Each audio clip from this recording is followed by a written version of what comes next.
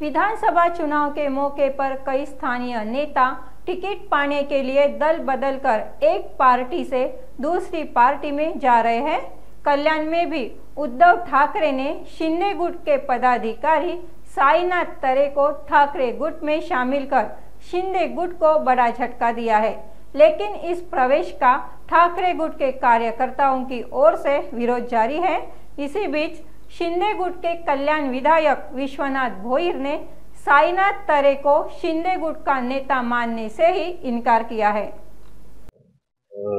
कसं आहे माहिती आहे का, साईनाथ तरे हा ऍक्टिव्ह कार्यकर्ता आमचा नव्हता आणि कुठे काही प्रसार माध्यमांमध्ये असे बातमी आलेली आहेत की ते शिंदे गटाचे जिल्हा प्रमुख होते, ग्रामीण जिल्हा प्रमुख, पण तसंही त्यांच्याकडे कुठलंही पद नव्हतं, कुठल्याही प्रकारचं त्यांचं ते कार्यरतच नव्हतं. म्हणजे तसं ते कधी भाजपमध्ये दिसायचे, कधी कुठल्या व्यासपीठावर दिसायचे, त्यामुळे शिंदे गटाचा त्यांचा तसा काही संबंध नाही.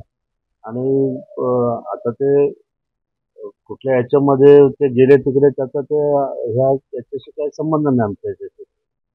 आणि त्याच्या पत्नी ह्या नगरसेविका आहेत, पण त्या पण आता इथे राहत नाहीत. ते लोक काहीतरी मला असं आढळलं की ठाण्याला राहतात.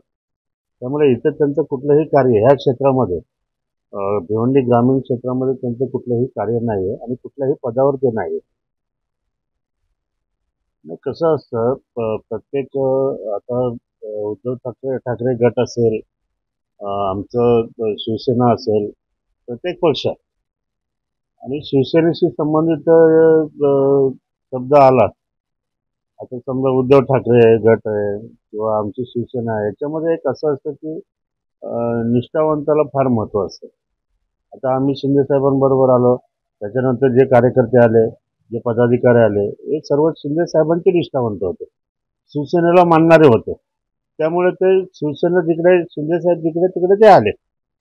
तसाच विषय त्यांच्या गटाचा जो आहे असं, तर त्यांच्यामध्ये काही लोक राहिले जेव्हा पक्षामध्ये आपल्या शिंदे साहेबांनी बंड केलं, तेव्हा काही लोक त्यांच्यामध्ये राहिले, ते निष्ठावान राहिलेले आहेत. आता ते निष्ठावान जर कोणी येऊन त्यांच्या उरावर बसत असेल तर ते त्यांना मान्य होणार नाही ना.